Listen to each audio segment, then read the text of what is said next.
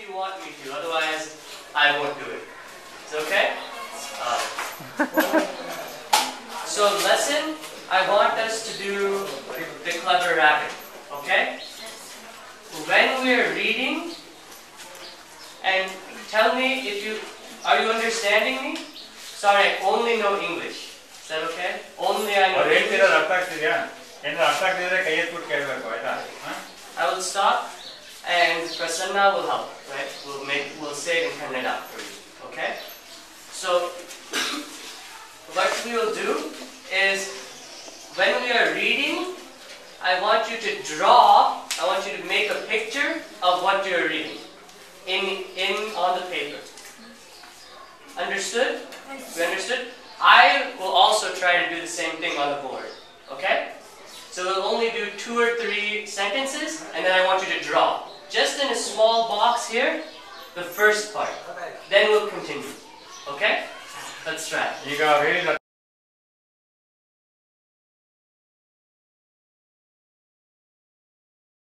Once I know you're going to edit it, I'll be a little more relaxed,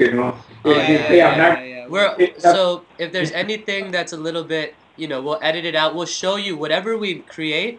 We'll show you ahead of time and such, so that you can give it the approval and all that kind of stuff.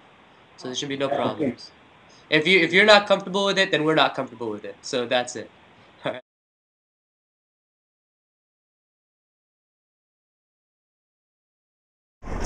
As we know, India is a growing economy, and I think when any country moves from a developing one to a developed one, its officials start to look at these issues more seriously.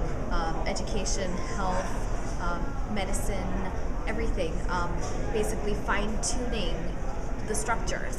And when you have organizations like Akanksha and other nonprofits that have been doing work in education for so many years, you have like a ready-made thing to look at. You have something ready-made to derive from, to say this is where the bar is and this is where we need to be. And I think that's why that paired coupled with the fact that there are now very interested and educated and motivated individuals in politics thinking of education very seriously.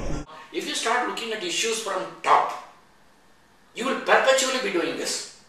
You need to go down there. That's why you need to go down and ask them, why is it that the girls or the boys are going out into the open to ease themselves? And then the whole thing starts. First of all, do they really feel it is wrong?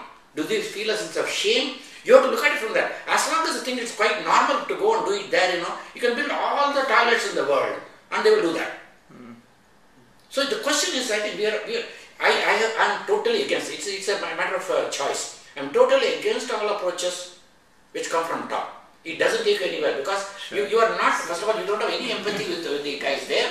You are building systems from top.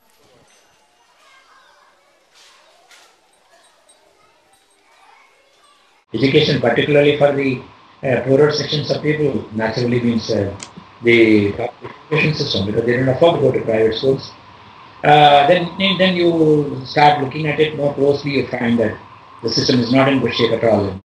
So government is a highly structured organization which is very uncomfortable with giving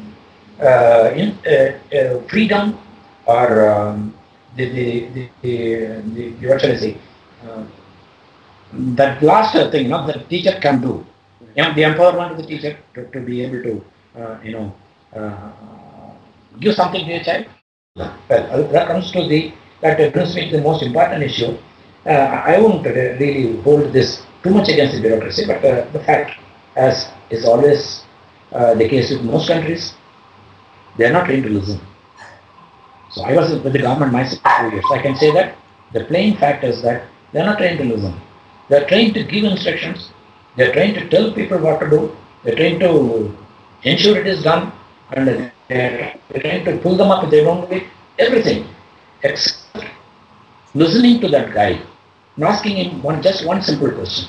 And if you are not doing what I told you to, can tell me why. I am not saying this. It all looks very simple. It looks almost like common sense.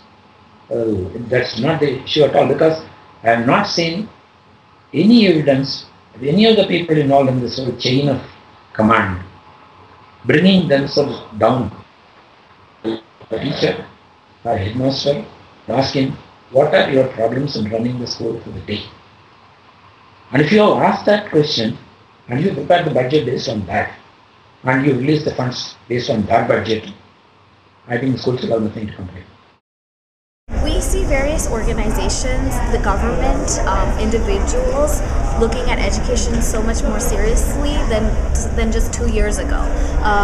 Currently, the government in Mumbai is working on something called the School Improvement Project, where they've commissioned McKinsey to basically look at all the loopholes in the education system, and they've brought us on as the knowledge partner along with other organizations that are doing great work in either rural education and basic literacy across the board. And something like that is unheard of. 10 years ago, nobody would have imagined that the government will also start looking at education so seriously, wanting to make an impact in teacher training. And the government has actually approached us to train their teachers, which is so positive because we want to engage with the government. We want to collaborate with them to create this impact. That this is being taken to mean that we should push towards privatization of the public education system. That's a very dangerous thing to do in a country like India. You see, the whole issue is that people seem to think that private schools are going to be the solution for all the ills of the education sector in the country. That is notwithstanding a very specific conclusion drawn by CIES report in 2009, that's also commanded by Government of India, accepted by Government of India, which says clearly the standard of education as measured by the learning level outcome. The difference between private schools and government schools is just 2% after allowing for socio-economic indicators. Before that it is 7% and 7% is 2% if you allow for the socio-economic indicators. What are we trying to prove? And then in the same breath we are also saying we want private sector to come in and help in the improvement of the quality of education in the state sector. If private sector cannot bring about quality enhancement in their own sector, I just cannot understand how this is going to make any difference to them. Corporations in India have corporate social responsibility departments where you could compare them to corporate foundations here, except it's on a much smaller scale, as they're not separate entities, but they're structures within the main company. And they look to give to organizations, either they start their own organizations or they look to give to organizations that are doing great work in the fields that they're interested in. So 50% of the funds are internal in that sense, and 50% are from private partners. So we have the Michael and Susan Dell Foundation funding half of 2 of our schools. The Thermax Corporation, a Pune-based energy company, is funding a school as well. The Tech Mahindra Corporation is also funding 2 schools. So this is the model that we decided to go with to basically hedge the risks. If for some reason a partner decided to discontinue, we would still have 50% of our own funding to help to keep the school going.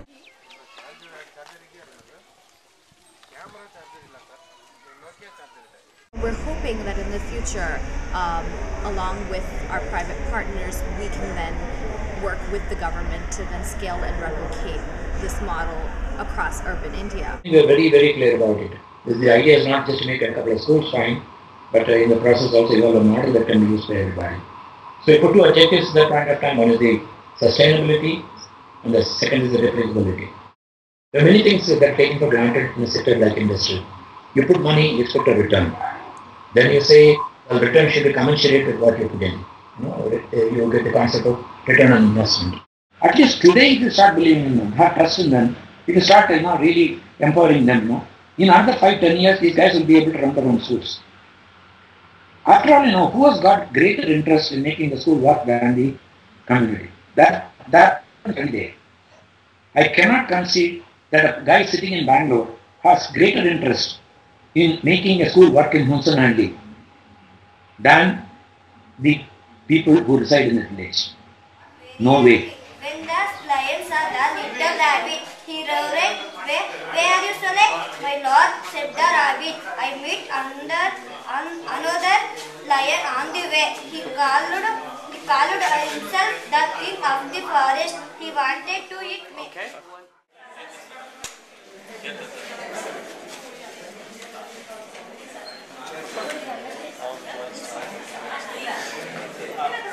Some of them are giggling.